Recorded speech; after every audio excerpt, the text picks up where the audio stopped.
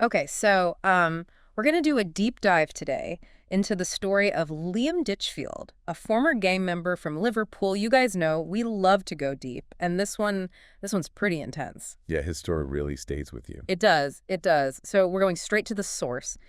Ditchfield's own words from these YouTube interviews he did.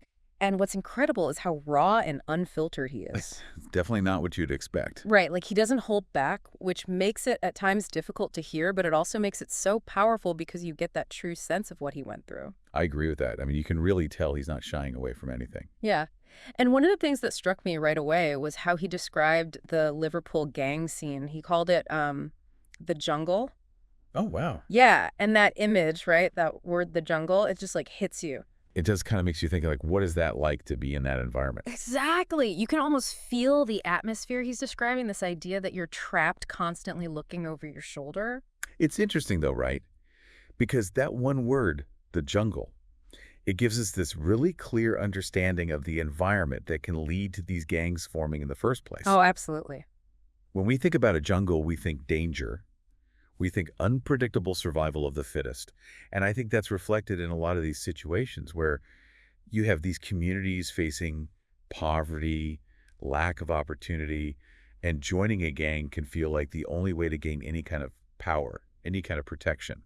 It's almost like a false sense of belonging. Totally. In Ditchfield, he talks about how hard it was to even try to escape that life, even when he wanted to go straight. It was like this magnetic pull just dragging him right back in. He even says, like, he would try to leave, but the gang's all he ever knew. And so it was this constant pull back to what felt comfortable, even though it was clearly so destructive. Yeah. And that pull is so strong, you know, Oh, yeah. because a lot of times people think, oh, you just leave a gang, you just walk away. Yeah.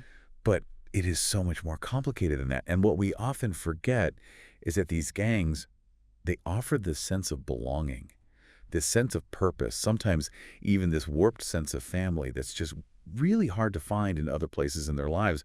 And then on top of that, you add the very real threat of violence for even thinking about leaving. Right. And it's no wonder it's such a struggle for people to break free. Yeah. I mean, it's like you're constantly looking over your shoulder wondering if today's the day. Exactly. And that fear is so powerful. It's kind of like that feeling never really goes away, even when he ends up in prison, because when Ditchfield talks about being incarcerated, the word he uses over and over again, it's control. Interesting. Yeah, it's like you can almost feel those prison walls closing in, just the sense of being completely powerless. And using that one word, control, Yeah. it's so striking because it really emphasizes that lack of agency, the constant surveillance, and it's almost like this really dehumanizing aspect of prison life. Yeah, and you have to wonder, like, being in that environment for someone who's already experienced the trauma of gang involvement, what kind of psychological impact does that have? Does it actually help, or does it just make things worse? That's the big question, isn't it, about prison reform? Like, what is the purpose? Is it about punishment or is it about rehabilitation? And I think Ditchfield really grapples with this because on the one hand, he talks about this need for control, but on the other hand, he seems to be suggesting that the prison system itself might actually reinforce this cycle of control and anger that he's already caught in. So if prison's not the answer, then what is? Because he does seem to be searching for some kind of solution. Well, he hints at a few alternative approaches that are gaining some traction. Like he talks about the need for programs that focus on education and job training, giving people actual skills they can use to reintegrate into society. Right, giving them something to hope for. Exactly. Empowering them to break free from that cycle of crime and incarceration. Because right now it seems like the system just keeps perpetuating it. Yeah, it's like we're not really addressing the root causes. We're just kind of putting a Band-Aid on the problem and hoping it goes away. Right. And that's not a long-term solution. And then there's this other phrase he uses. It's really interesting. He talks about restorative justice. Have you heard of that? Oh, yeah. That's a really fascinating concept. And then there's this other phrase he uses. It's really interesting. He talks about restorative justice. Have you heard of that? Oh, yeah. That's a really fascinating concept. It's about, like, actually trying to repair the harm that's been done instead of just focusing on punishment. Oh, wow. Yeah. So, like, bringing together victims, offenders, even the community to, like, figure out solutions that actually work for everyone involved. So it's less about retribution and more about actually trying to address, like, the underlying issues. Exactly. And I think for someone like Ditchfield, who's been trapped in this cycle of violence and crime, to even consider that is huge. It's like he's almost searching for a way out, not just for himself, but for other people who might find themselves in similar situations. Totally. And that's where I think the power of storytelling comes in. Because he keeps talking about redemption. Like, sharing his story is almost like this warning. Like, he genuinely believes it can help someone else avoid going down the same path. And it very well might, because for someone like him to be able to share his experiences, it can be incredibly therapeutic. Oh, yeah. It allows him to kind of reclaim his narrative, make meaning out of all the chaos. Right.